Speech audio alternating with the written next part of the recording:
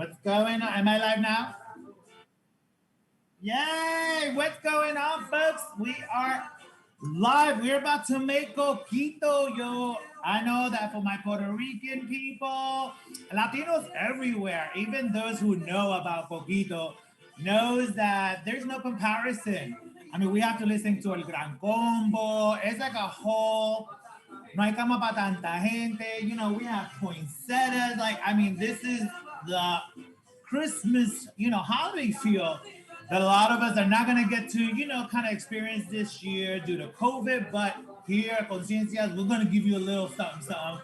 First, I want to say thank you for joining. Second, I want to say thank you to Bacardi because they are sponsoring today's segment with Bacardi 8, which is delicious. Such a great, great dark round to make cocktails.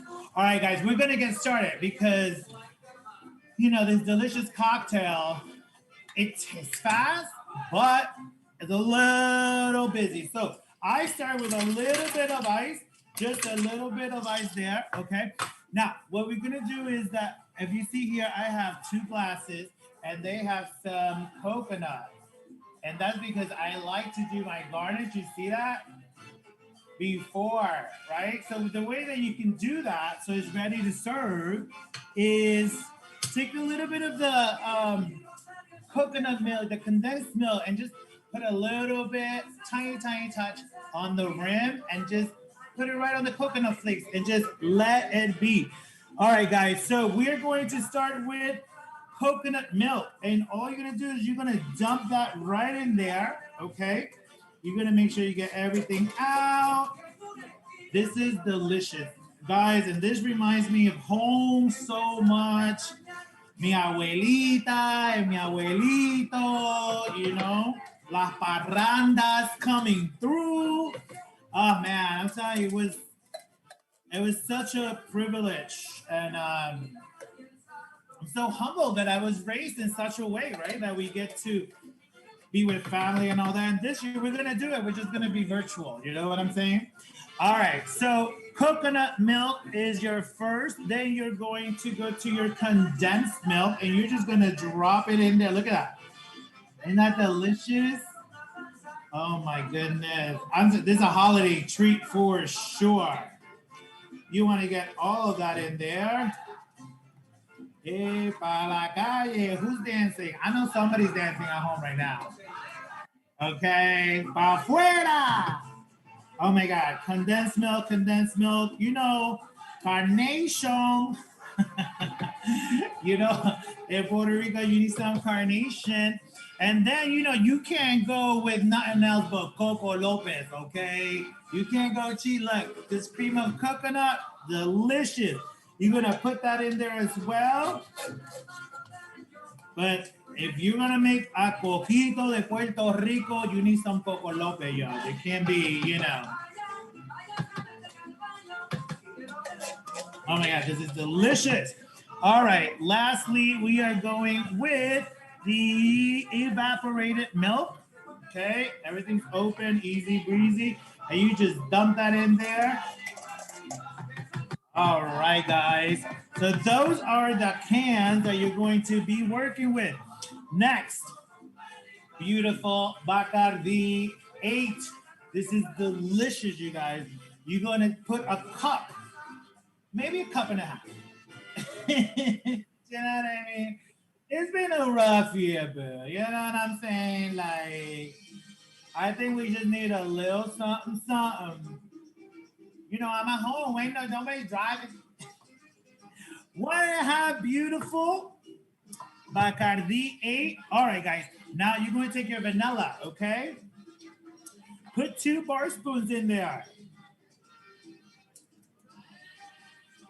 You do 1, oops, or just do 2 or 3, just 1 at once. Delicious.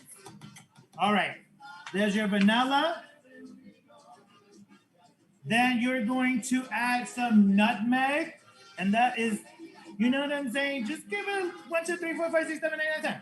You know what I'm saying? Once you start making it, you'll acquire your own taste. Then you're gonna add some cinnamon. Same thing. 1, 2, 3, 4, 5, 6, 7, 8, 9, 10, 11, 12. Whatever you feel like, some cinnamon. And this is it, guys. And there's no shaking, there's no anything. We're gonna make a little bit of noise. Here we go.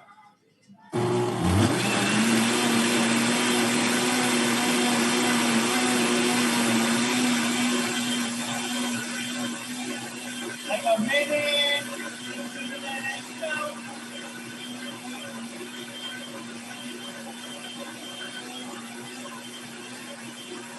All right. Oh my God, I cannot wait to taste this. The smell already. Oh, wow. I'm telling you, it takes you back home. This is insanity. All right. So you're going to grab your glass with your coconut flake rimmed, and you're just going to take it right from there. You know what? We got to do it. Here we have it. Coquito. Oh my God. So then you want to take a little bit of that cinnamon. Okay, you're gonna, I see that. Just whisk, whisk, whisk, whisk. And then you're going to grab a cinnamon stick and garnish it. And guys, I am so ready to drink this. Like, I have goosebumps. Your cinnamon stick. And there you have it, guys. I feel like I need to come closer. I feel like you guys need to appreciate the beauty of this beverage. All right, guys. I am going to taste this. Here we go.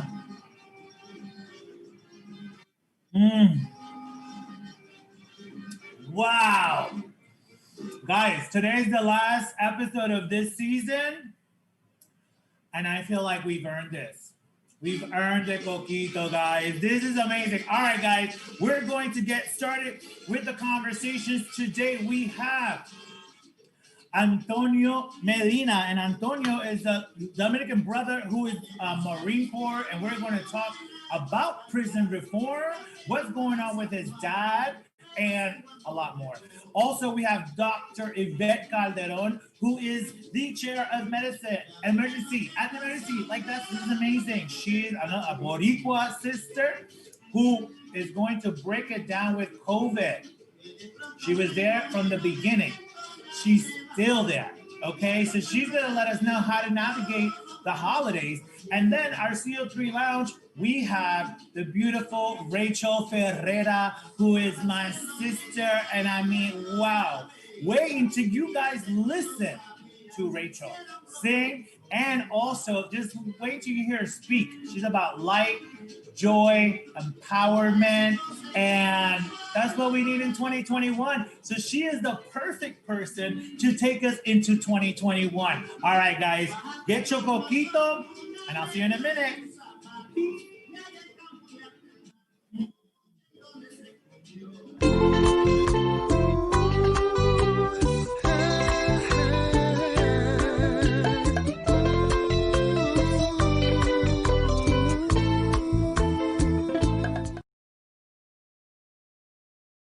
Hello.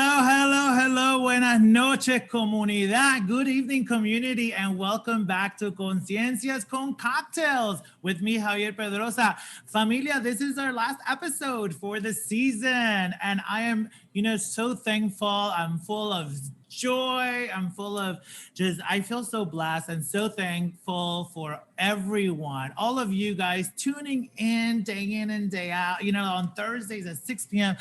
Every time we wrap, you guys send me your messages, and it tells us here at Solidity, tells me personally that we're on the right path and we're doing what we're supposed to do.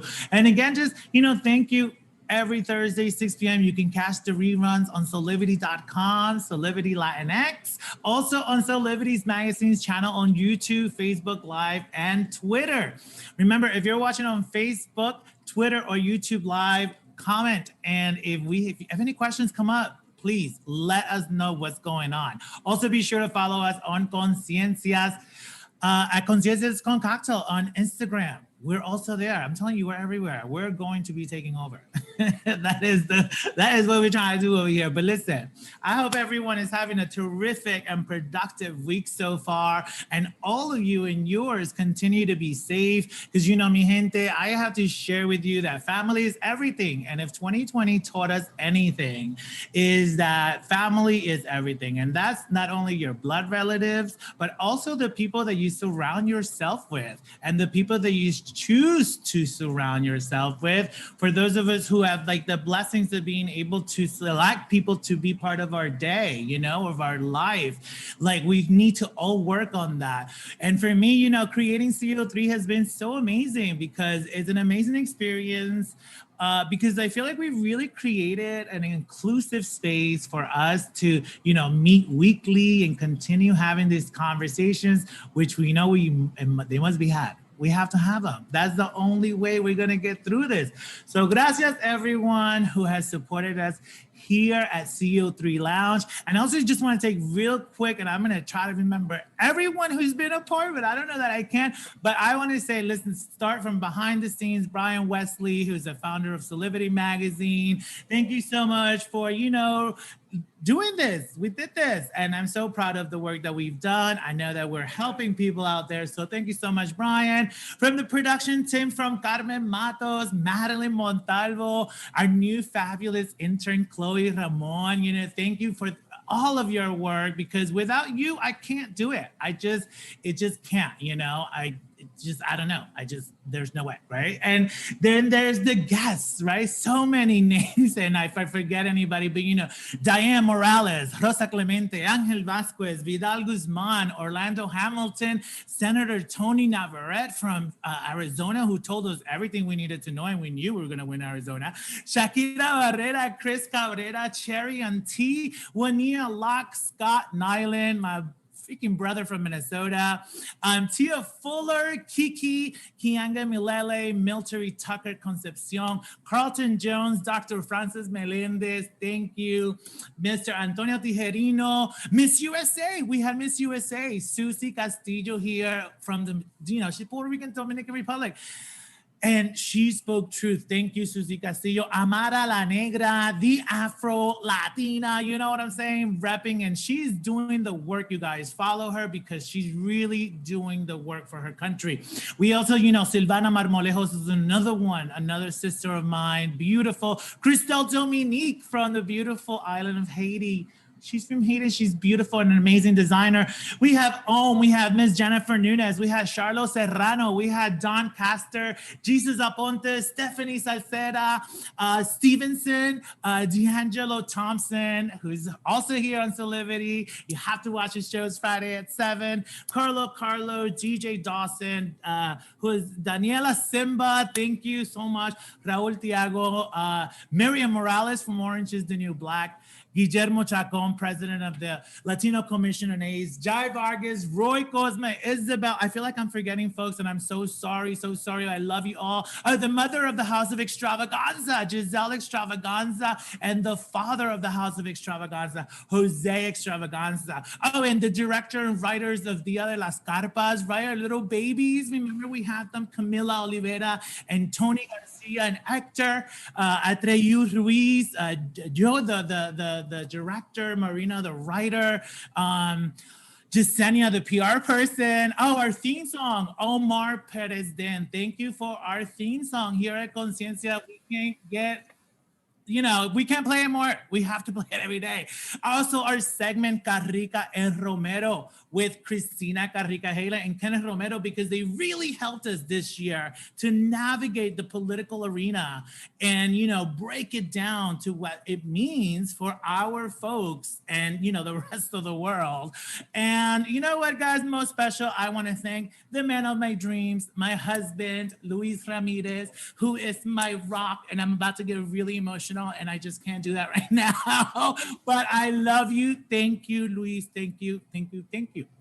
Okay, familia, listen, this week is certainly, the VIP guest list continues growing, and we add 3 incredible heroes to me, and I know to many, many more. We have Dr. Yvette Calderon, Antonio Medina, and Rachael Ferrara. Wait until you meet and hear them, and you're going to love. Obviously, our staple guest, our signature cocktail, the beautiful Puerto Rican coquito. A great drink for any occasion, really. But the holiday season, Merry Christmas to my Puerto Rican folks. Happy holidays. Happy Hanukkah, happy Kwanzaa, happy everything. Whatever you decide that is perfect for your life. Salud. I'm going to take another sip. Guys, this reminds me of home so much. It's delicious.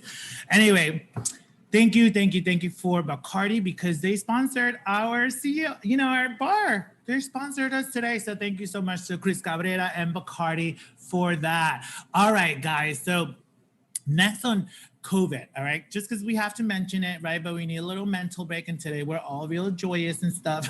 And, but we have to mention it. I just want to say that, again, Dr. Robert Redfield, said that the reality is that December and January and for February are going to be rough times. And he says, I actually believe they are going to be the most difficult time in the public health history of this nation. Okay, so we need to take this serious, you guys. We need to take COVID super serious. Again, he also said, Dr. Redfield said, the most vulnerable U.S. residents, as many as 100 million of them, hopefully could be vaccinated by March 1st. So there's a lot happening. Again, since this is our last episode of the season and we're trying to welcome in joy, we just want to tell everybody, please wear your masks and stay safe for your family. We want to see you here next year, right? So stay safe. All right, guys. Next, we go to our spotlight stories, where we highlight our current event and trending news. And today, we are going to do one spotlight story because it's such a it was such a shocking story to me that I was like, oh no, we have to do something about that. But just to give you a little backstory. Last week, we had Mr. Vidal Guzman, right? Shout out, activist. He's amazing. And he posted about Antonio Medina's father, whose name is Ramon Medina, about his situation in prison. So take a look at the post that I saw from Vidal's wall. Take a look. Hello, my name is Antonio Medina, and I am a corporal in the United States Marine Corps, which I am currently very ashamed to be a part of. I am making this video because Most Shannon Valley Correctional Center is actively killing my father and multiple of its inmates. They are violating human rights and giving improper care to all of their immigrant prisoners. My father has tested positive for COVID-19 and also has gastrointestinal bleeding. Instead of being taken to a hospital and given proper care for his critical condition, he was put in a solitary confinement cell, which he has been for the last 3 days. When my father's lawyer and prosecutor both tried to ask the prison staff about his status, they lied and said that he was simply on medical isolation and being taken care of and being given proper treatment.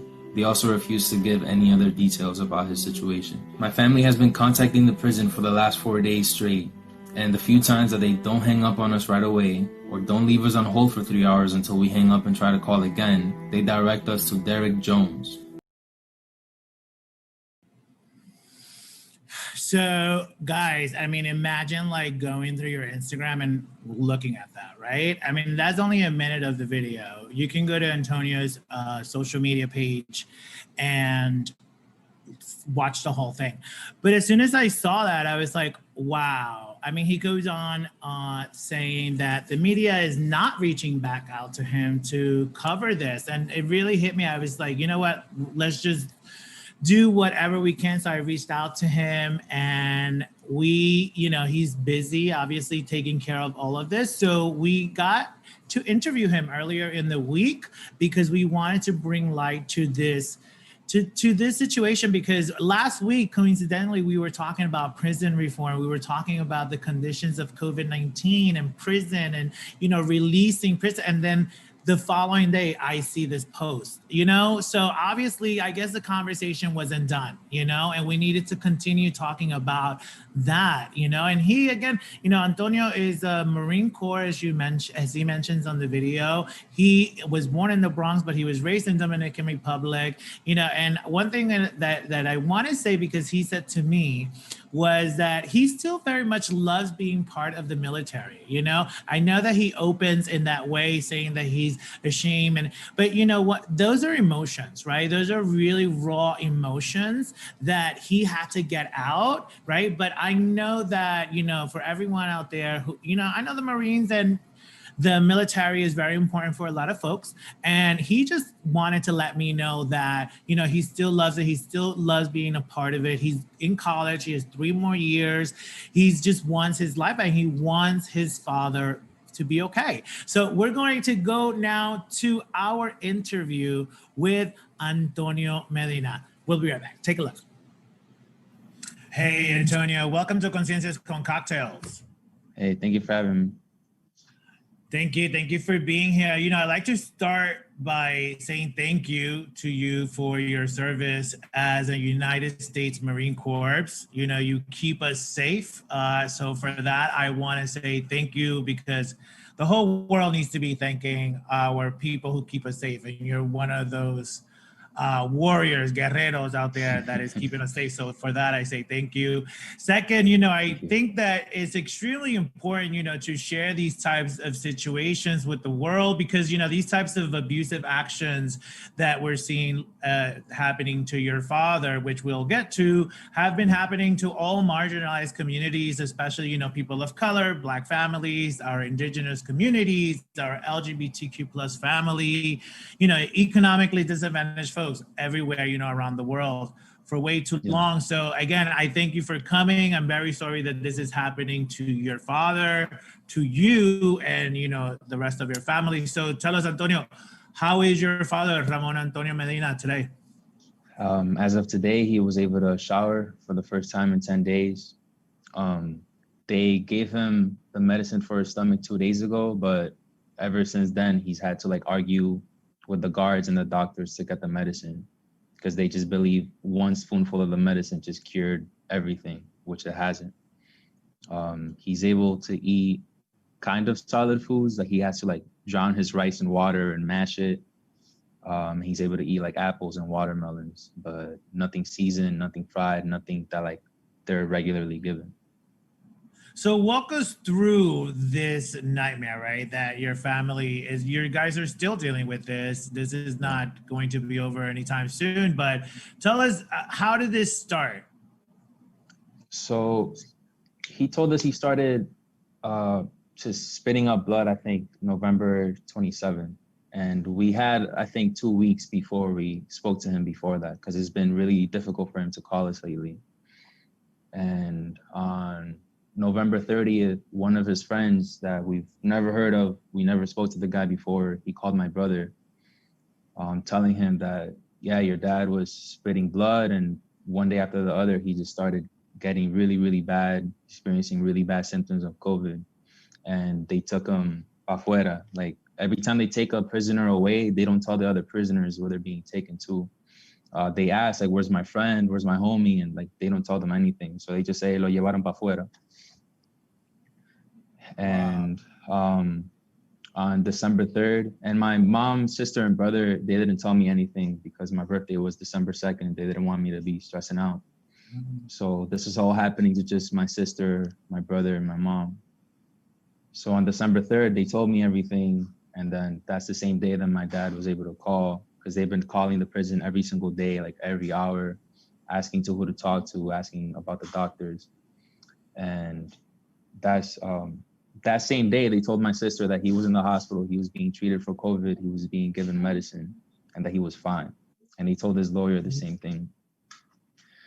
But that day he called us. He's saying he can't eat. He's been vomiting blood. He's in a lot of pain. He can't sleep. The room is too cold. It's dirty. and he's in solitary confinement. He's not in a hospital. They took him to the hospital for 10 minutes, and they just told you you're going to be medically distanced, and they put him in solitary confinement. That's incredible. I mean, so they're telling you and your lawyer, your family, one thing, but something else is really happening. I mean, I don't know how you guys, my God, I'm like lost for words in the sense that I can't even put myself in that situation. Your father, I mean, I heard him, does he speak English? Because I heard the Spanish recording. Yeah, he speaks English as well? Yes. Okay. And so now with these concerns, you know, obviously your father has tested positive for COVID. What is going to, where are we now that a judge got involved, right? Because I believe your lawyer was able to get through a judge. Tell us a little bit about that. So he called us on December 3rd. On December 4th, I put up that video. And that same morning, that's when like my whole family started harassing the prison, and like my close friends, they started harassing the prison. And he told us that same morning, as soon as he started doing that, they took him to an even worse cell. It smelled horrible. It was colder. It was dirty. Like everything he touched, it was just sucio en la cosa entera. And he asked him like, why am I being sent here? Like, you need to help me. You need to give me food. You need to give me something so I can eat. And they just threw him in there, didn't tell him anything. So we believe it's because of that. They were just upset that we're asking them to do their job and to treat him like a human being and not to let him die. So they just chose to punish him instead. But your father lost like 30 pounds, right? In 2 weeks? Yeah. Within 9 days, he lost 30 pounds. Wow. He was not able to eat at all for at least a week. So now what is the lawyer saying in terms of like, you know, getting him the care? The judge got involved said what? So the judge in the afternoon sent the prison a letter saying that she wants a video conference with my father, his lawyer, and the warden to explain what's going on. I think that the lawyer showed her the video as well, because he was surprised that she replied so fast. He said they usually take a few days, and she replied like within the first 10 minutes.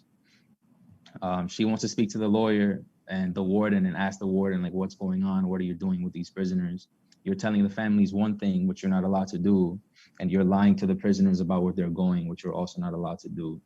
And medical distancing needs to actually have some sort of medicine involved. And if you're actively denying a prisoner medicine because all he needed to drink was a little bit of jarabe, which they took 4 days and like all this stuff to happen for them to give him one spoonful of it. Like, what are you doing? So tomorrow they're gonna have that call, but the real reason he was taken to the hospital and given the medicine was because of the judge. Wow, I mean, it's hopeful to see that one person, you know, has a soul in this whole situation. Tell me, what are you looking to accomplish, Antonio, with, you know, putting this out there in the world? Well, for one, that prison needs to acknowledge what they're doing. They need to face the consequences of it. Every single person in his unit has the virus, and they've been denying them COVID tests so that they can say on paper that nobody has the virus and that everything's fine. They're just pretending that they're doing the right thing. But it's like, why is it so difficult for you to do the right thing? Why is it so difficult for you to treat human beings how you're supposed to? Right. And the thing is that we know kind of how the United States thinks of when we think of our criminal justice, you know, punishment, deterrence, you know, and they need to be thinking about rehabilitation and the longest lasting side, you know, effects so they can re-enter society. How has this changed you, you know, as a person now, like knowing that, having all of this knowledge, how does this, you know, kind of how do you think now about criminal justice and, you know, having served our country? It's not doing his job correctly. And being part of the military, like I've also been able to go to different countries and see how their systems are. Like if you do something wrong, you get punished for it, you serve your time, but they still want you to return to society. They don't want you to kill yourself before you get out of there, because for the last, I think, 7 years, my dad's been suicidal. The only reason he doesn't kill himself, he says, is because his mom's gonna have a heart attack probably, and we're all just gonna suffer. He doesn't want to give us that pain. But the prison system has not taught him how to go back into society, how to be a better person. It has just given him depression and like making him lose his mind. Wow. Yeah. I mean, to your point of other countries, for instance, like Norway, Finland, their prison systems are incredible. I mean, the prisoners maintain their civil rights, and these include their right to education, their healthcare, voting, all of that they keep. I mean, they treat them like people, and they try to treat them as much as the outside world as possible. I mean, there's not like a cell, they get like a small room, right, with no bars, a bathroom, windows, desks, a kitchen. It is the role to rehabilitate. People who've made mistakes. People make mistakes. That's just, it is what it is, and it's not right that we do what we do. Talk to me about the support that you have received, because I know that, I mean, I got wind of what's happening with you through social media, through our friend Vidal Guzman, who's a fierce activist. It's incredible, and this is a great example of that. He posted your story, which got to me, and I reached out to you. Tell me a little bit about the support. I'm really surprised by how much I got, and honestly, when I posted the video, like I didn't really know what I was doing or that it would reach that many people. It was mainly like for my family and friends to see it so that they can call the state representative, the governor, whoever else, and just like for them to give me some sort of information, because after that call, we were just panicking. Like we were Googling how to solve this issue, and like, we don't know how to. We're just normal people. I'm not a politician. I'm not an activist. I'm just some random Marine, I'm just a college student. So I posted that mainly asking people to help us out, but I'm really surprised by like how well it turned out and how much information I received from it as well. Like I learned a lot of things. I got into contact with a lot of people, with you as well, and I honestly did receive a lot of help. That's great. Eso es lo que necesitamos. That's what we need, comunidad. You know what I'm saying? Community. That is literally the perfect example of what community needs to look like. Lastly, I know, again, this had ignited fire within you, to kind of understand more what's going on with prison reform and our criminal justice system. Talk to me a little bit about Mr. Terrence Smith, because I know that you posted, and he also, another unfortunate story, COVID-19, also passed away. Tell me a little bit about Mr. Terrence Smith. So his fiance just messaged me, like many other people that have been messaging me about their family member and telling me about their situation.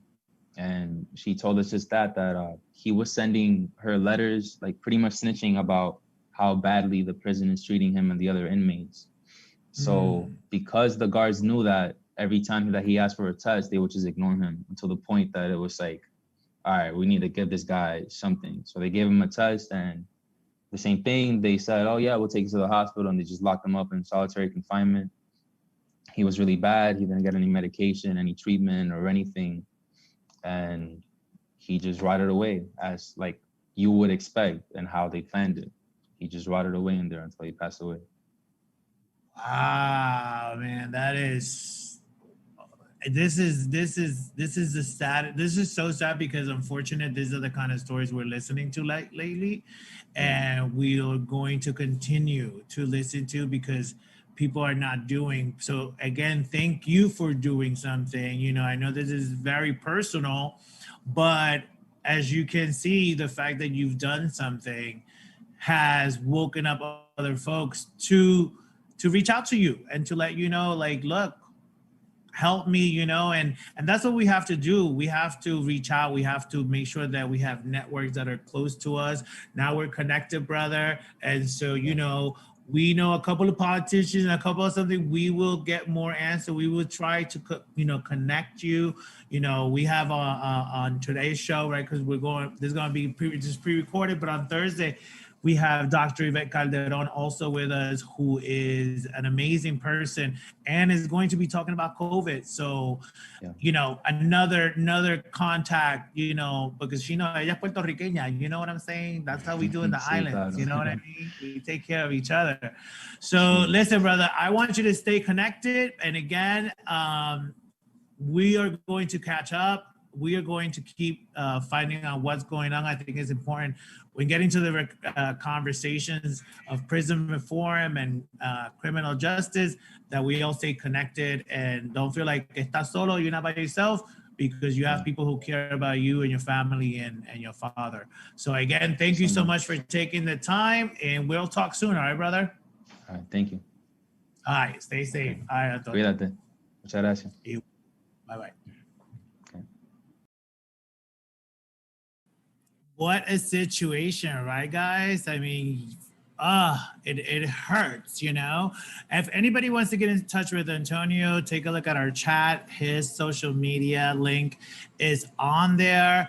I mean, but I can't imagine going through this with my father, you know? Like, that is really, really tough. And whew, I guess, you know, Marine Corps, thank you for, you know, making someone else, you know, super strong, right? Like, to be able to cope with such a thing. And again, thank you to Vidal for posting, you know, and amplifying another brother's story, right? Because that's how I got to hear it. And many, I'm sure, got to hear it in that way. And that's community. You know what I mean? That's the true meaning of community. And one thing I want folks out there to know, if you don't know already, is that not all countries follow the same prison system. You know, for example, Norway and Finland, there are two important differences between the way American Norwegian prison systems are set up. I mean, the principle of normalcy and the role of a prison guard are two things that are very different, right? So like in terms of normalcy, you know, they treat them in Finland and Norway like they are part of the outside world. So they try to treat them, you know, like they're out. So they live in a small space, but they have a kitchen, they have a desk, they have a window. There are no bars in their rooms, you know, they have their own bathrooms, right? It's like, it's almost like common sense, but it's like, that's not common here in the United States, right? Also, the prisoners maintain their civil rights, which again include the right of education, the right to healthcare, the right to vote. You know, they still have that. And, you know, in Norway, something so interesting to me is the role of the prison guard. Because first of all, they're called contact officers, and that person is assigned 2 to 3 inmates who they are personally responsible for, you know, like a social worker. So it is possible to rehabilitate people who have committed crimes through prevention, you know, via communication. You know, it's, again, we need to speak to human beings. These people are human beings. So I think it's important when getting into the conversation again of prison reform and criminal justice, we have to understand that the United States has been doing the same procedures, the same way, the same thing over and over again, expecting different results. Mi gente, that's insanity. That's literally what insanity means, doing the same thing over and over again, expecting different results.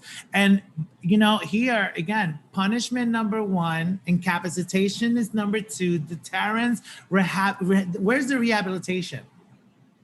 Which has the longest lasting effect to society, right? But it seems that we're not really interested in having prisoners get back into society. And that's something that we need to change. So we're definitely going to be staying on top of that, because it is not a conversation that will not continue into 2021. Trust me, it will continue into 2021. All right, mi gente. So next we have an amazing interview with Dr. Yvette Calderon, who is a hero. And I think everyone should know who she is. especially our youth. I mean, she was born and raised here in New York City in the Chelsea projects, okay, to a Puerto Rican family. And you know, she's gone through so much with COVID, guys. Like things that we cannot even like, you know, fathom of like being built for this kind of role like she has. I want you to take a look, a little bit of an interview that I saw with her with NBC, where she shares her personal struggles with COVID. Take a look. We work well when we can be with a family and help them through a journey where their loved one is dying. We can do that. It's very different when you have a person who's at their end of life and you can't have their family around them supporting them. I feel like coronavirus took that away from me. I know this firsthand because my father passed away April 6th. He was in the nursing home, and of course coronavirus hits and I can't go in. I remember distinctly speaking to their provider and saying, I want them tested for COVID. You know, my father's drastic change in his mental status was what I was seeing in the ED. So I knew he had it, and then my mother ended up having it as well. She survived, but he didn't. And I think the most painful part of that was not being able to be there for him. You know, here I am with other people in the emergency department, but I can't be there for my own dad. That was hard. Oh my goodness, isn't that, can you imagine, guys, being able, you're helping every other family and you can't help your own. I mean, our condolences again, you know, I literally, Dr. Yvette and I literally cried, like, because, you know, it's too much. And her mother got COVID and thankfully she made it through, and she still goes into work every day. I mean, that's a hero. That is a hero, guys. Like, that is someone who's living. She is a present hero of ours. And, you know, Dr. Calderon is the chair of emergency medicine at Mount Sinai, which is one of the busiest hospitals. I mean, also on top of that, she's a researcher, she's a teacher, she's a mentor. You know, she's known for her clinical research that focus on two major health disparities in the Bronx and in the Lower East Side here in Manhattan, which is HIV and hepatitis C. And Dr. Calderon has served in 3 nonprofit organizations, which a community advocacy, a service nonprofit group, a grassroots mentorship group, and the Emergency Medicine Board of Certification. She is doing the work. You see what I'm saying? Like, this woman, this gorgeous sister is doing the work. On top of that, she was the chair of the board of Mentoring in Medicine organization, and she also serves at the Latino Commission on AIDS as their physician lead for their HIV screening efforts, which I'm a part of, and that's where I met her, and I just continue learning from her every single time I see her, and it will not be the last. But next, we are going to show you guys and share with you our interview with Dr. Yvette Calderon. Take a look. Hello, Dr. Yvette Calderon. How are you? I'm doing great. Thank you so much for having me. Oh my God, thank you so much for being with us. It's our last episode of the season of Conciencias Con Cocktails. And I am so happy that you are our last guest. I want to let people know at home that, you know, a little bit behind the scenes of how do we know each other and all that jazz. But Dr. Calderon is also a board member for the Latino Commission on AIDS, and I am part of the benefit committee, have been there for 11 years. You've been part of the Latino Commission on AIDS now how long? Oh my God. Maybe not 11 years, but close to it. Yeah, I mean, time flies, but I always remember, you know, when I met you, understanding who you are, I was always like, wow. What a woman, you know, like not only what you've accomplished in your career, you know, but the fact where you come from. And I really want to talk about, you know, all of that coming up because, again, number one, I want to say thank you because what you do day in and day out, Dr. Calderon, for everyone, you know, we're going to get to about your amazing team of heroes because you have a beautiful team who supports you. But I have to say before that, just thank you for your heart, for your brain, your time, your leadership, and your dedication for Thank you keeping so us much. safe, mi amor. I have to say it because I am so happy that I get to say that to a Puerto Rican sister, you know, like you're such an example. So again, tell us a little Proud bit. of it, by the way. Say that My again. Latina self is proud of it. Yes, that's one of the things that I love about you. You are Latina 100% of the time. You know, as we all are, we navigate these, you know, different environments, but you're always yourself. You've always been yourself. But tell us a little bit about how you know, you are the head of the ER medicine in Mount Sinai. Tell us a little bit how this year has been for you. So I'm the chair of emergency medicine at Mount Sinai Beth Israel. And I will say that this has been an incredibly, I call it the twilight zone. I've never, in my 25 years of being and attending in the emergency department, I've never experienced anything like this. I mean, for 23 years, I was in the Bronx at a level 1 trauma center, Jacoby. That's where I trained. That's where I went to medical school up in the Bronx. And even on its worst days, okay, it was nothing like what we encountered in the beginning of this year. COVID is a disease like no other. And I think what's so incredibly difficult is that the medicine is emerging, the science is emerging every day. And so every day there's a change, there's a little bit more of a change. And that's, humans don't do well with that, right? Change is not a thing. So I think that has definitely been it's been a journey through that. And I think now we're at a point where we're going, okay, where are we going? Right. We're seeing COVID on the rise, and what does this all mean? What do the vaccines mean? What do the treatments mean? I will say in the beginning of the year, it was hard to see patients come in, and we could not allow visitors in.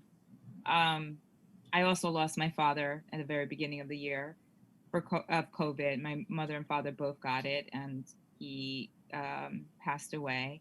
Mommy, you know, she's kicking, she's strong, una Latina, forget it. But it was very difficult to go through that journey and see the passing of so many people. I mean, the amount of death was, you know, constantly every day for weeks on end was pretty overwhelming. And I don't think that we as a community and as a society, and, you know, it's coming. The reckoning day of processing all of this is coming, and it's been very difficult. And you know, we've had these disparities, Dr. Calderon, like for forever, right? Like just since the beginning of time. You know, talk to us a little bit about how COVID, you know, attacks the Latino population, the Black population, right? The African American, the indigenous population, right? Talking to Antonio Medina, the population who are imprisoned, right? Like there's so many different populations that are being affected by this. Talk to us a little bit about the disparities. Sure. I mean, first of all, you're right. Health disparities has been around for hundreds of years, right? And I think all of us need to start connecting and learning a little bit about the history of where it started, how it perpetuated itself, because I do believe health disparities exists. And there is an intersectionality between that and racism, and the structural racism that just exists in this country. And so we need a little bit of that education. But when I look at the health disparities that COVID has kind of highlighted, and again, it's highlighted it, but it's been there all along, right? And it's our job as a community to try to get to the bottom of it. I use a framework when I think about it, which is the risk to the individual, right? The risk that was going on where individuals who had no paid leave, who had to go to work, who had to get on the subway, individuals that actually, you know, were the essential workers, right? And when I say essential workers, not only, you know, doctors and nurses, I'm talking about transport, I'm talking about the person that's cooking the meals and Right. talking about that then goes to the, the Grubhub or Uber Eats driver that then brings it to you, right? So these are Our farm essential things. workers, right? Our farm workers that are actually packing all our food to get to those restaurants. These individuals, more often than not, are brown and black people, right? They're African Americans and our Latinx communities that are working doing this. Who are the people who are the aides in our healthcare?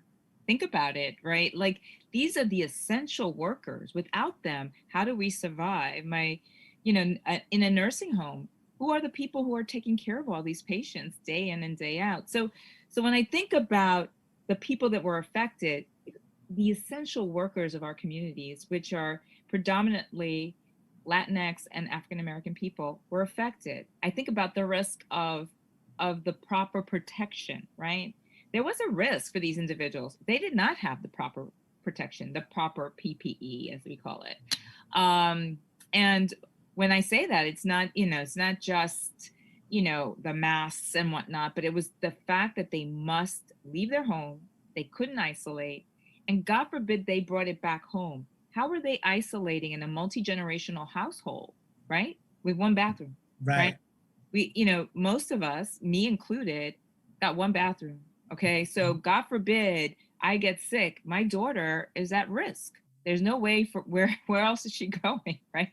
There's nowhere else to go. And so I think that we need to start thinking about that. Then we need to start looking at the risk to the population, right? Because during that time, there were medications that were really important for patients that were that we ran out of, right? And so those were, when you think about who gets COVID, and the risk factors, diabetics, hypertension, morbid obesity, there are a lot of risk factors we have to talk about. Where does that live? It lives with the Latinx and African American populations, right? And when you can't get your medication to treat yourself, then you're at home and you're getting worse in your own illness. So it's a catch-22. It's a horrible cycle.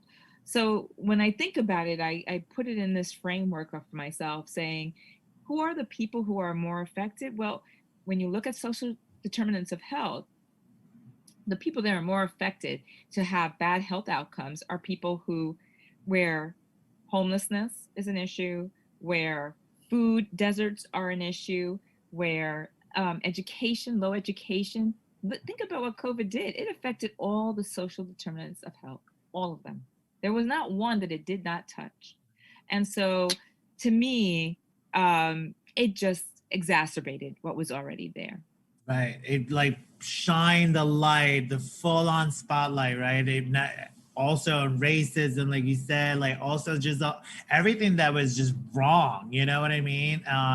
And what do you say to those folks, who feel that COVID doesn't affect them? It's just not something that, or they're going to get over it and they'll be fine. What do you say to those folks? It's so interesting. First of all, it reminds me of the folks that used to say, so, Magic Johnson has HIV, so what of it, right? And it also reminds me that I had this conversation with some medical students down south who called me up, and I was talking to them because I do a lot of mentoring, and they said, Dr. Calderon, I have these patients, they're in the hospital, they're admitted, and they're still saying to me, not a big deal. And then they get transferred into the ICU, and it's only when they come out that they go, oh my God, right? So my answer to these people, which I don't see many of them in New York City, I have to tell you, in the place where I practice, thank God. My answer is this: I care about you. I care about your health. And I care about your family, who will not have you in this world if you don't take care of yourself. And it's simple little things like washing your hands and wearing a mask and socially distancing yourself. I mean, when you think about it, it's the simplistic things that actually protect us against COVID. Right. So I think, as I said to those students, you gotta first come at it from a place of love, a place of truly authentic caring about humanity. And then people, they have the right to go out there and do what they have to do. But I would say, if you want to see another day with your family, Don't take it for granted, because life is fragile, and this disease, like HIV, does not discriminate. Absolutely. Another question that we received, because, obviously I was like, I have Dr. Calderon on the show. Y'all better come through with, because everybody was asking me so many questions, right? And another one is herd immunity, right? There's that thought out there. People just need to, let it play out, and we're all going to get fine. What do you say to those folks? Oh, God, no. Okay. No, absolutely not. All right. The amount of people that would have to die for herd immunity to occur, many more than you would want. Think about it. Would you want your mother, father, sibling, loved one, partner, child to get this and die? That's what you're saying. The odds are against these people, and you don't know if you're going to be the one. It's Russian roulette. And I'm sorry, I don't like gambling. Right. I don't take risks, okay? Okay. As much as I want to know that I'm going to be here tomorrow for my daughter, right? And speaking of, taking risks and all this, because, vaccinations, as far as Latinos, is not, it doesn't go hand in hand, right? And some, and due to our history, right? Like there's facts, right, that medicine has not been friendly to some of our people, and not medicine, but the people who practice it, right? So we know, for instance, Puerto Rican women, and their history. What do you say to people who are like, I don't know if I want to get vaccinated? I just had this conversation right now with someone coming into the building. So first of all, I would say you're absolutely right. When you look at the history, the Tuskegee experiments, when you look at the Caribbean Latinas in the Caribbean, right, that had hysterectomies and sterilization performed on them when Without they thought that knowledge. Right, without their knowledge, when they thought their appendix was taken out. I mean, that was the Mississippi, project. But on the islands, they were doing the sterilization. I mean, all you got to do is read The War Against Puerto Ricans, and right? And I think that I approach it this way. I get it, but I am not going to allow myself to be tainted right now. I need to understand the science. I need to understand the medicine, and because of that, my family trusts me, and so they'll call me. Do I do it? Do I not? Right? And my answer is yes. Please take the vaccine. And the reason is, when you're talking about vaccines, you have to talk about not so much the safety, because every vaccine, just like medication, they all have their side effects. But you have to talk about risk and benefit.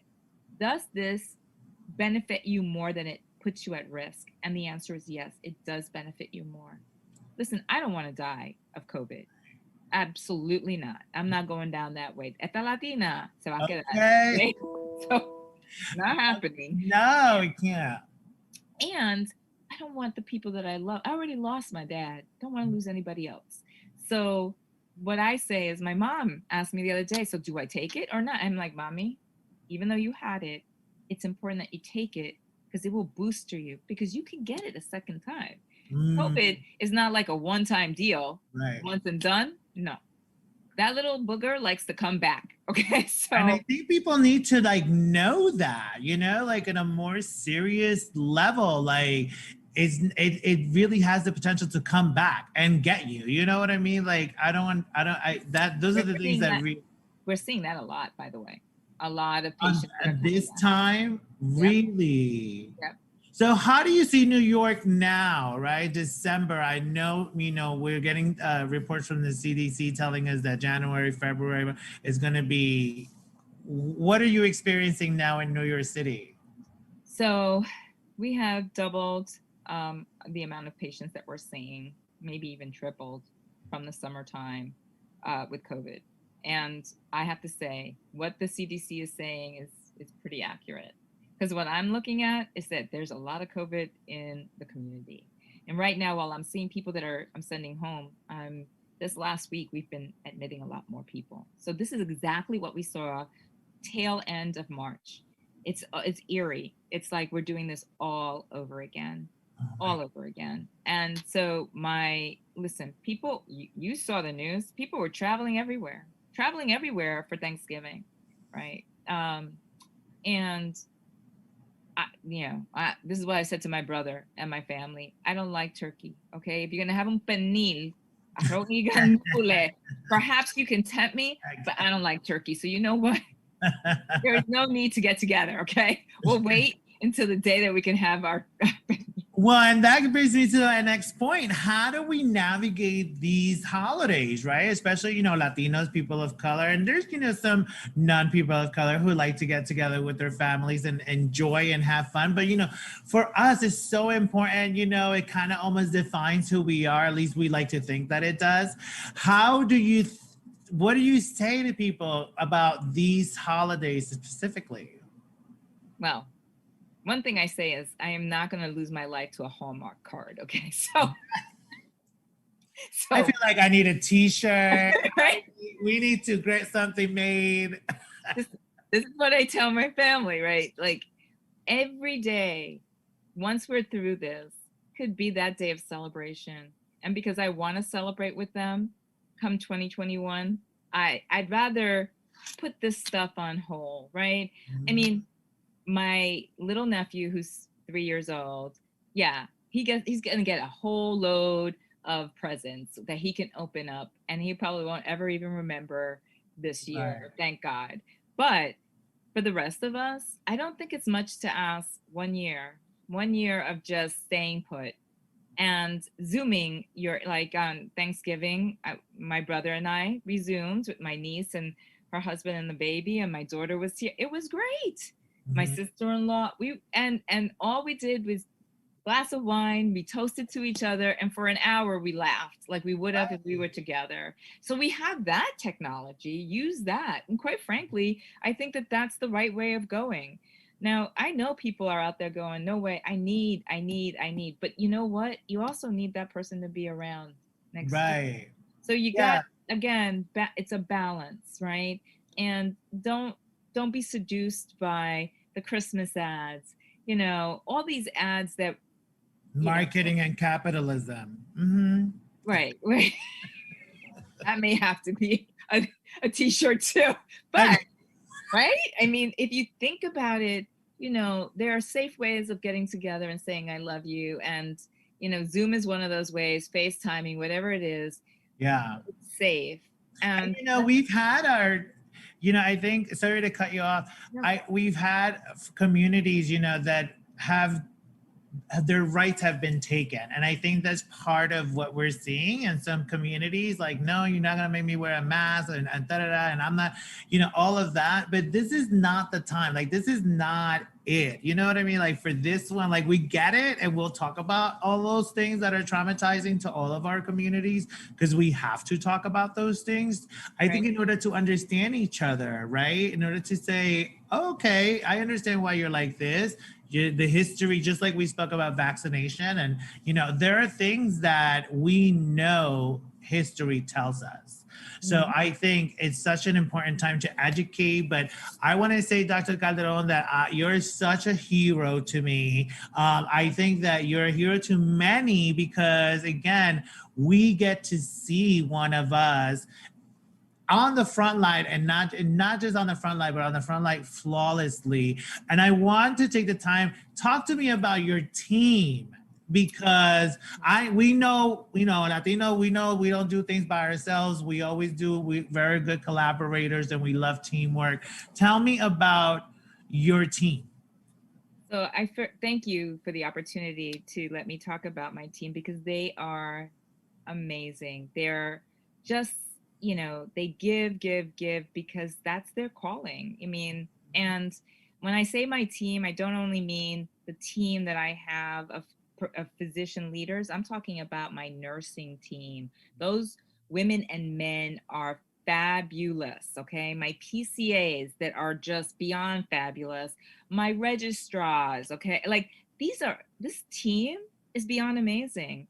And when I go into the ER, it's like, now I can't hug them, because I usually do, but now I can't hug them, but I'm like elbow, right? You know what? I can celebrate them always. Someone asked me the other day, this whole concept of feeling like a hero. I don't feel like a hero, but I will tell you this. When I was home, on the days that I got home when it was 7 o'clock and people were out there clapping, my daughter would be next to me and I'm clapping. And she's like, who are you clapping? Like, what are you doing, Mom? And I was like, I'm clapping for my team. Because every day they go in, they're scared, because I was scared. They put their life on the line and they're scared, not about themselves. They're scared about their families. They don't want to bring this home with them to their families. And that's a true thing. Okay. So they inspire me. And truly every day that I go to work, I say, God, I am blessed that you brought me to Mount Sinai Beth Israel to be in an emergency department with the most fabulous people. And my bosses at Mount Sinai Beth Israel are incredibly dedicated to the community and to what they do. And I am just so blessed to be with them and to be a part of a bigger mission for our communities. And I want to say to you, okay, you impress me. You're my hero, because you know what you do? You bring this to light to the community. And right now, that's what we need. We need people that embrace this and say, we love you. We want you here for a very long time. So let's give you the real scoop, and not color coded, right? Yes, exactly. I'm telling you, that is what we need. And community. And we know very well what community is. So I know that this is not the last time, Dr. Calderon, that we'll have you on the show. Oh, well, thank you. My pleasure. And I'll come back anytime you want. Thank you. Because again, I'm telling you, as soon as I told friends and family, like, I feel so honored, so blessed that you're coming on the show to be able to answer these questions for everyone. And they just bombarded with like, question. So I wanted to make sure that, we have a doctor in the house. And you always will have a doctor in the house. That's without a doubt. Thank you so much, sweetheart. Thank you for taking the time again. And we will see Dios te bendiga, okay? Amén. Y usted también, señora. Mwah. Besito. Besitos. Okay. All right, bye. Thank you so much. Guys, love Dr. Calderon. Oh my God. Guys, and I quote, I do not want to lose my life to a Hallmark card, end quote. Okay. Yes, Miss Yvette, come through. Right? Isn't that so right? Oh my God. Again, thank you again, Dr. Calderon, for taking the time to join us, for sharing your incredible life with us, right? Everything that she's gone through in the 2020 is insanity. And like I said, I know it won't be our last time because we made a commitment. We are joining forces to continue to heal our communities, guys. So I can't wait for that. And speaking community and speaking of healing, mi gente, next we have our guest of CO3 Lounge is the most perfect CO3 Lounge guest to close this season. Is Miss Rachael Ferrara, and she is such a light, guys. She is a goddess. She's the queen who has been on Broadway. I mean, she's a healer.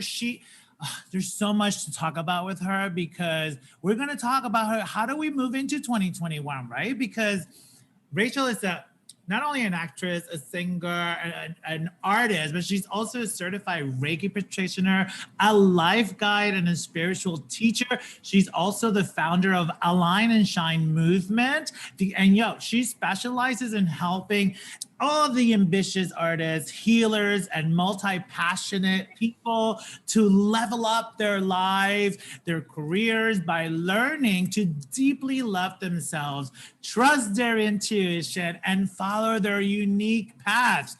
I mean, isn't that the cheerleader you want in your corner? I mean, come on, man. Her clients include Broadway stars, TV regular series people, celebrity makeup artists, high profile event planners. I mean, she does it all. Therapists, yoga teachers. She really believes that self-love is developing an intimate relationship with your own intuition.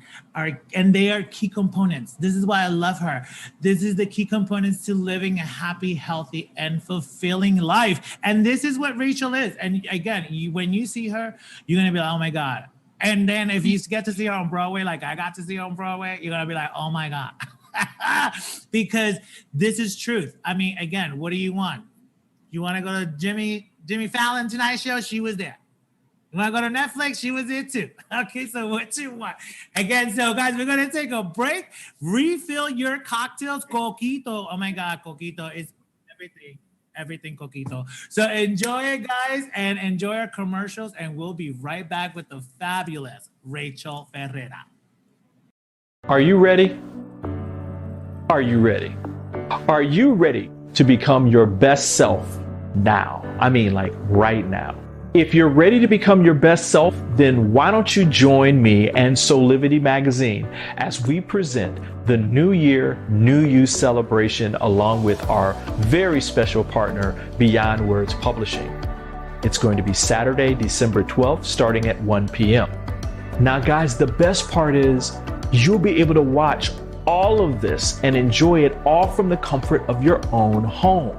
I mean, you'll be able to watch all of these amazing people share their gifts and thoughts about how to close out this year and begin the next year with light, love, and power. I mean, how cool is that? And you're going to be able to walk into 2021 with freshness and some spirit and, of course, inspiration. You do not want to miss this incredible event. We'll see you then.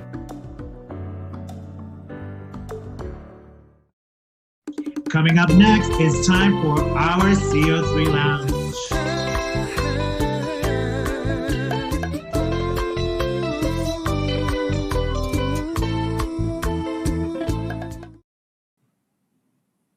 Welcome back, mi gente, everyone. Our CO3, like I said, is filled with light and love. Say hello to Rachael Ferrara. Hola, Rachael.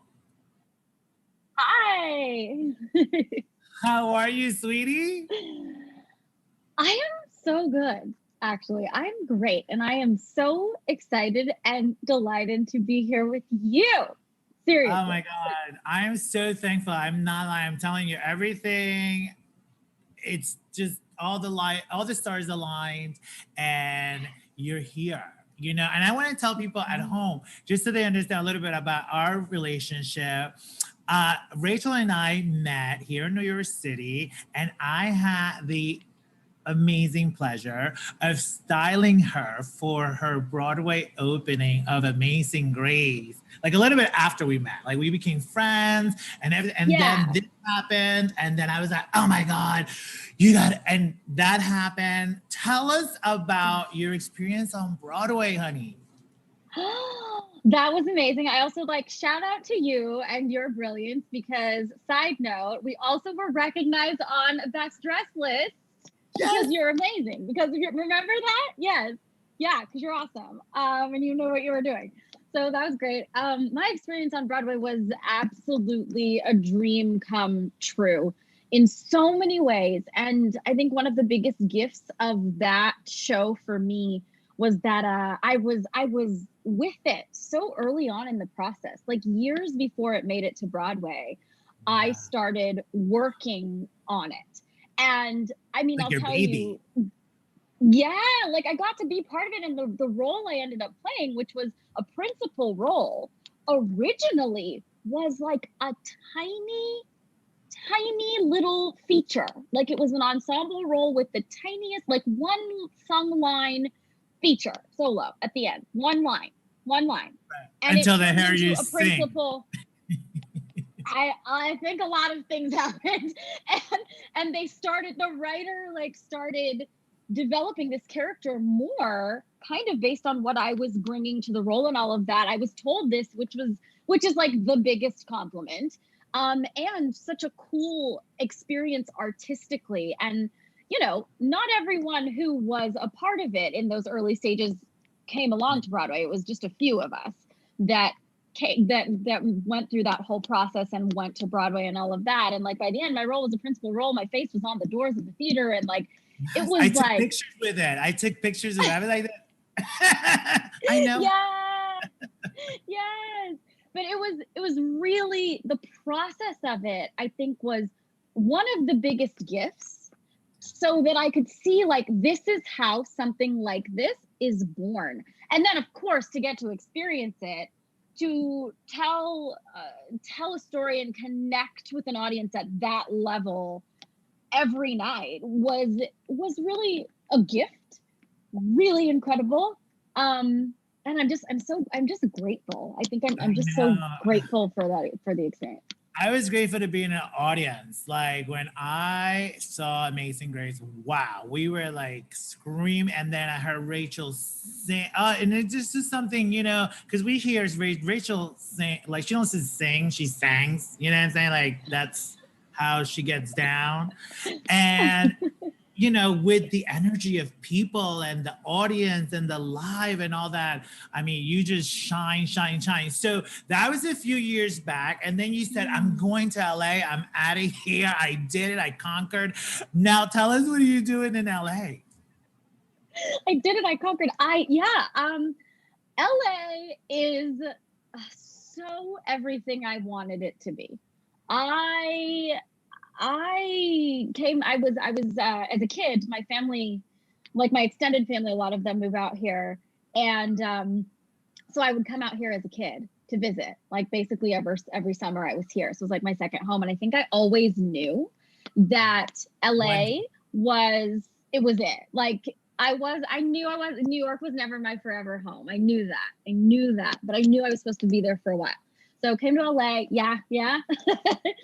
And honestly, it's just like the quality of life makes me so happy. Waking up to the sun, like most days of the year, makes me so happy. It's been a gift in that way. I knew that what I wanted was just to experience kind of that feeling, more nature. I love palm trees. Just seeing them makes me feel like, I'm at ease. So I've just honestly been enjoying that, really building my life here, building my career here. I've done some theater here, which has been great.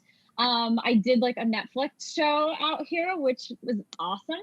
I'm working on creating more of a music career. Like that's kind of a new little baby. Like music has always been part of my life. And for many years, it was music and acting were together. They were like through musical theater. I did a lot of musical theater.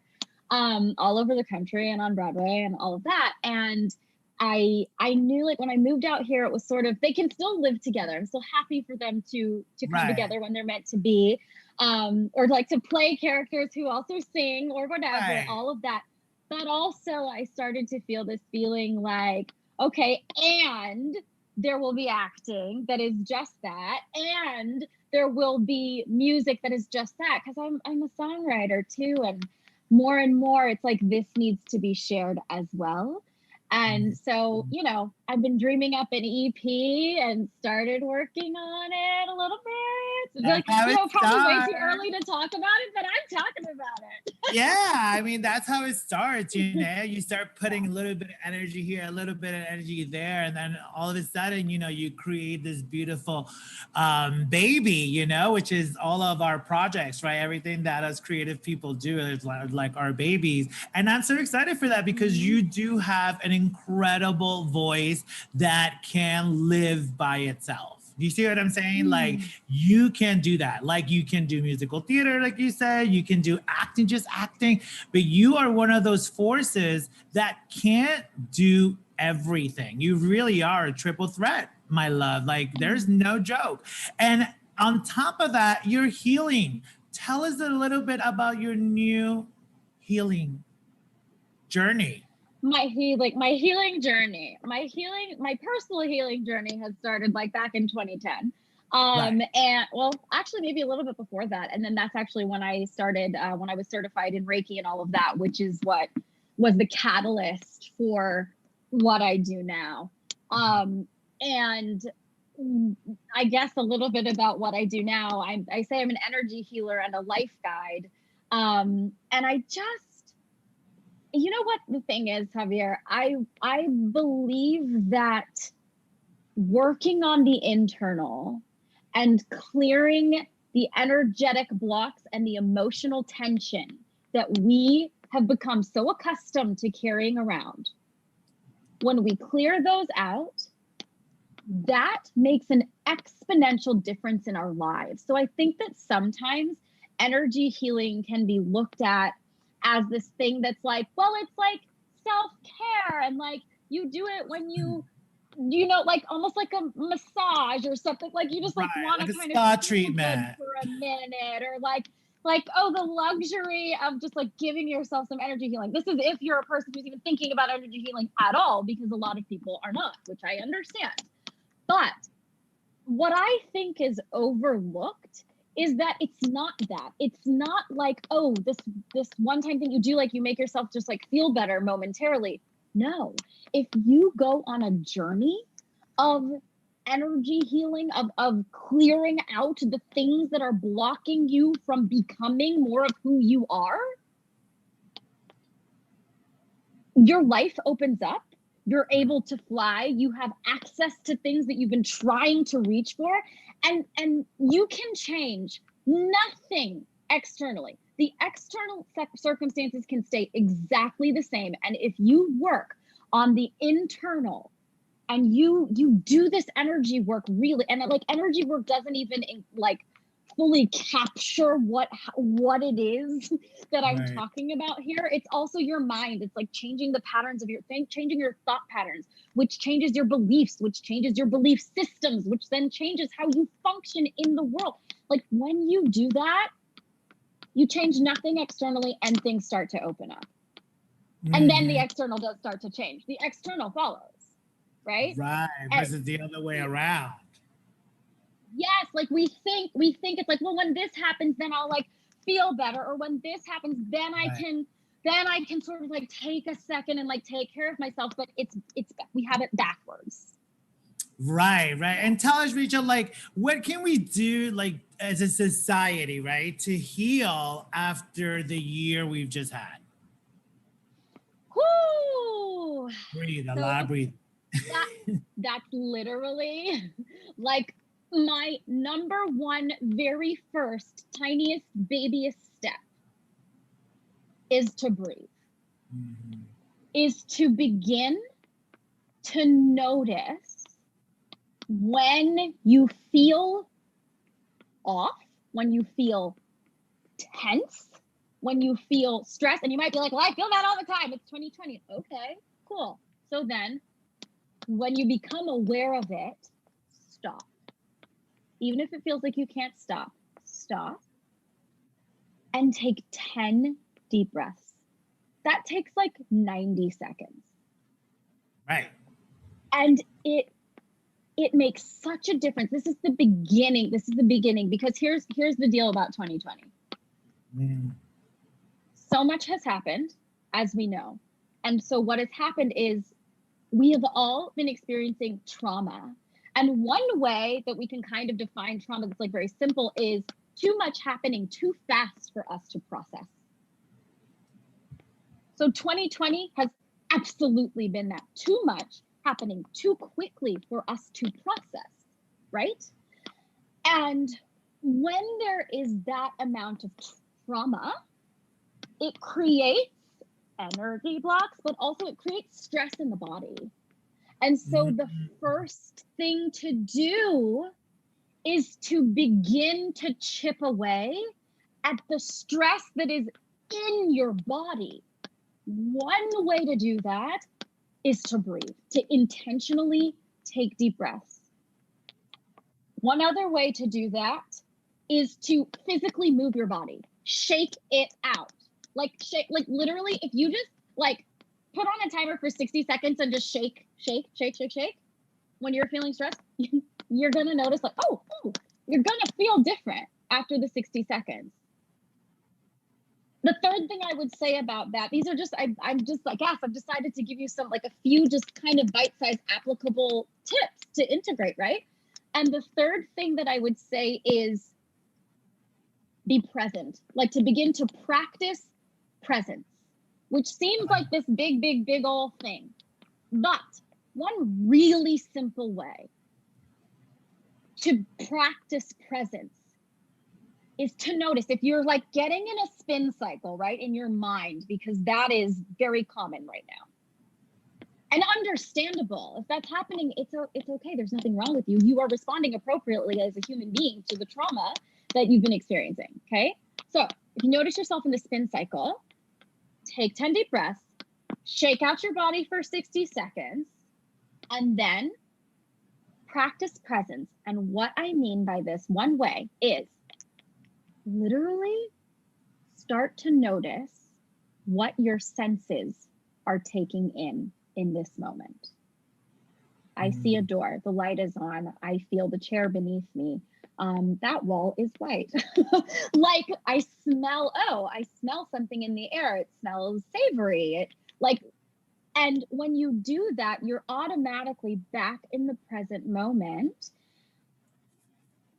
And if you're noticing in that way, it's kind of signaling to your mind that and your body that in this moment, you are safe.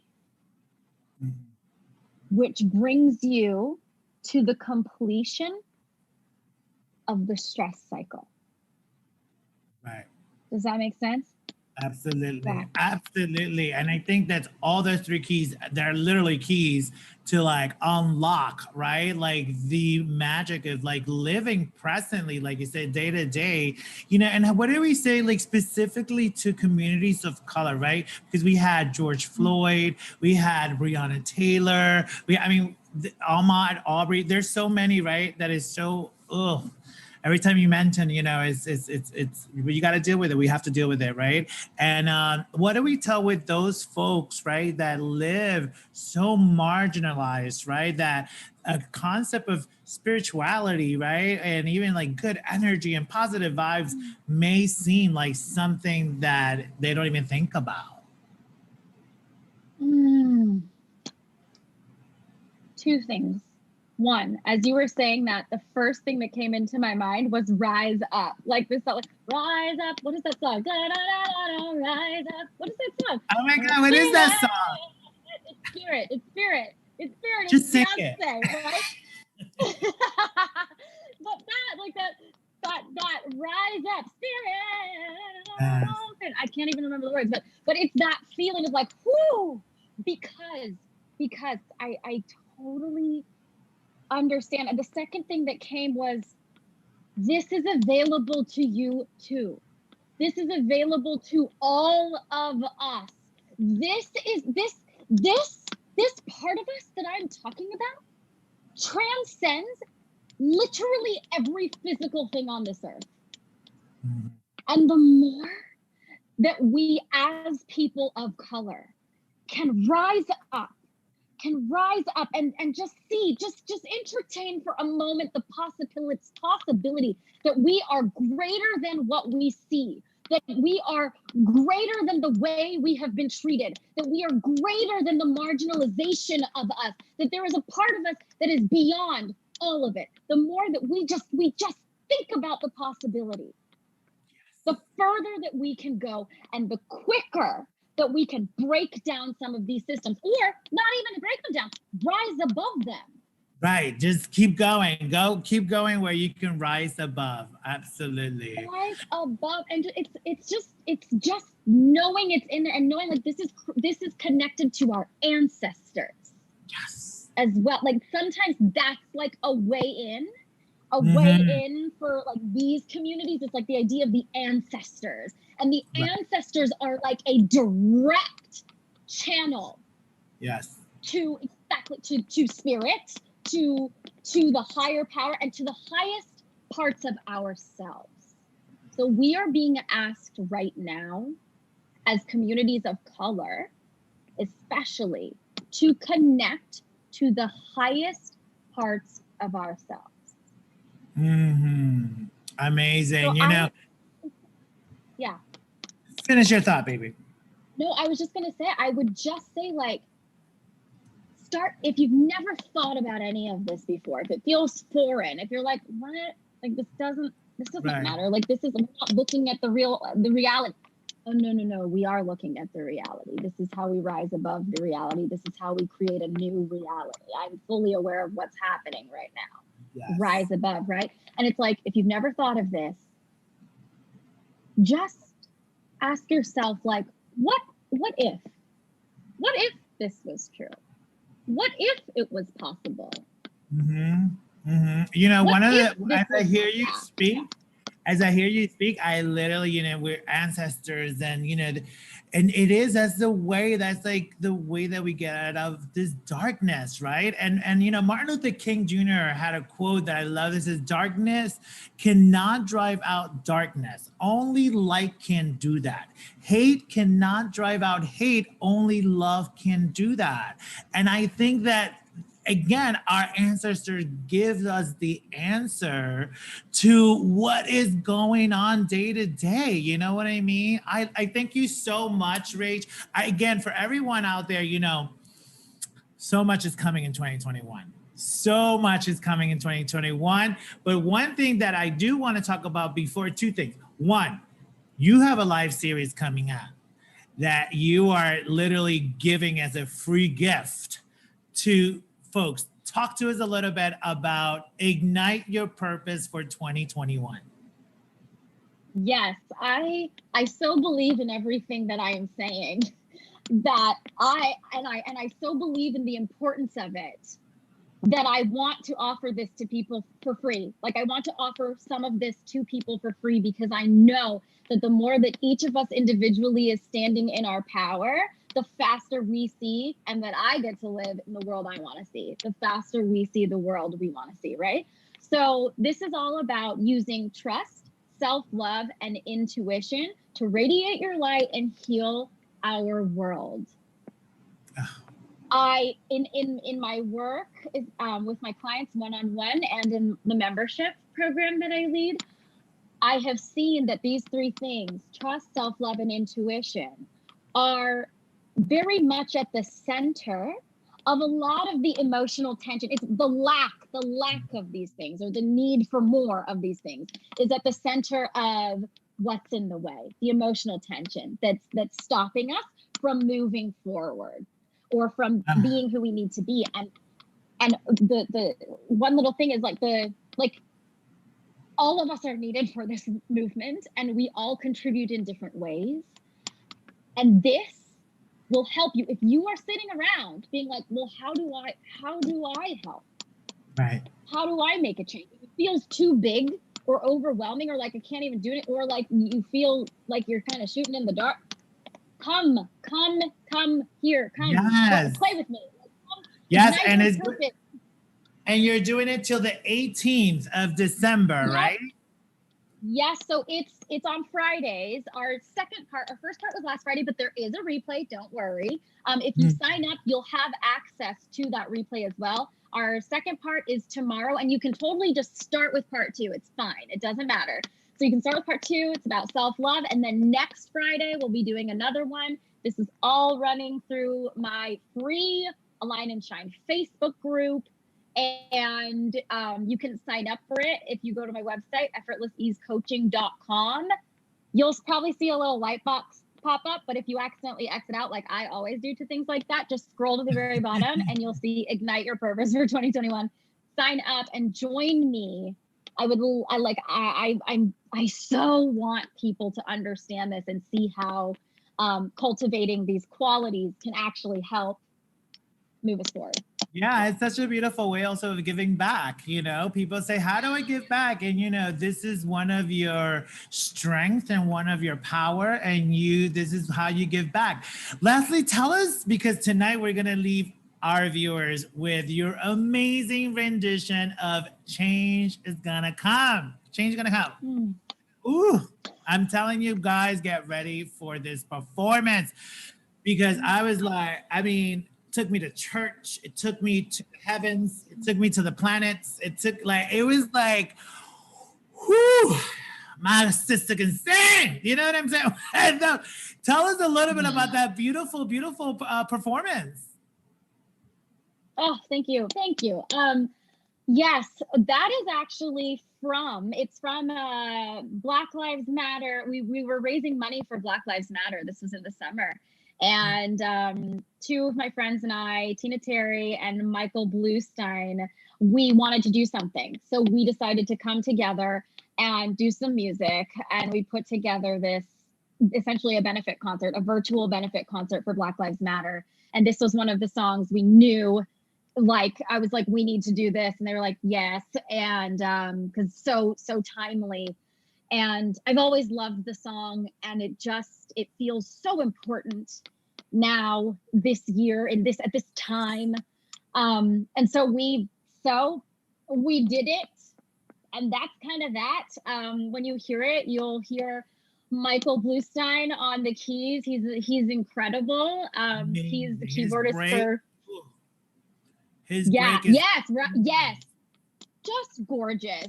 He's the keyboarder for Foreigner as well, fun fact. And he has an amazing recording studio, Black Beagle Sound. And so just like shout out to Black Beagle that's Sound. Community. That's how we do. Yep. Listen, because I know you're gonna get some people hitting you up. Tell our viewers your social media platforms, because I know, again, Friday tomorrow is her live series. So anybody has any questions, how can they get in touch with you? Yes. So my Instagram is the Rachael Ferrara. Then you can find me on Facebook in my free Facebook group. It's Align and Shine. And all of that you will find if you go to my website, effortlesseasecoaching.com. That's also where you can sign up for Ignite Your Purpose for 2021 down at the bottom of that page. Yeah, well, I'm definitely going to be there. So you'll see me tomorrow for sure. Thank you so much, my love, for coming. And again, I know that I'm going to see you more, and we are going to virtually come together because that's what we have to do right now. But we will create and we will heal together. This is what it's about. You know what I mean? So thank you so much for taking the time. Absolutely. Thank you for having me. This is a joy, honestly. Thank you, Javier. Thank you. All right, guys, everybody at home, thank you so much to all of my guests, Dr. Yvette Calderon, Mr. Antonio Medina, and obviously, again, Miss Rachael Ferrara, my sister from Belize, who, you know, you will be seeing again more, I promise you. Again, thank you for joining us on our episode today and for using your lives, your brains, not only to educate, but to create opportunities, you know, for people who need them. Every human being, you guys teach them how to be their best, you know, and create social change. And, you know, guys, like I said last week, we here at Conciencias Con Cocktails, we believe it is our responsibility and opportunity to unlearn racism, educate others for the better of not only our lives, but future generations' lives, and for the safety and well-being of all of our community members. You know, we live in a country that has the highest rate of incarceration in the world. We have a system that treats you better if you're rich and guilty than if you're poor and innocent. And that has to change. We must get to a place where we see and understand historically how anger and fear have been and continue to be the essential weapons of oppression and abuse. We need a community of people to stand up against this, guys. And that's why I say thank you to all of you, because that's what we do every time we meet, every Thursday at 6 p.m. Again, you are not alone in doing this extremely important work. And every step of this work is absolutely vital and necessary. My people in Georgia, please go vote. Make sure you vote like our lives depend on it, because it does. We don't want to, you know, go in another Obama story where the Senate blocked and, you know, that was another, well, they didn't get that done because of this. We don't want that with this new administration. We want the path to be clear so we can get the things that we need to get done. So again, Georgia, my beautiful people, please vote. And again, for everybody at home, thank you. Remember to stay curious, be gorgeous, y amable. And we leave you with Rachael. Change gonna come. Amazing, and it's true. We'll see you next year on Conciencias Con Cocktails. Ciao, folks.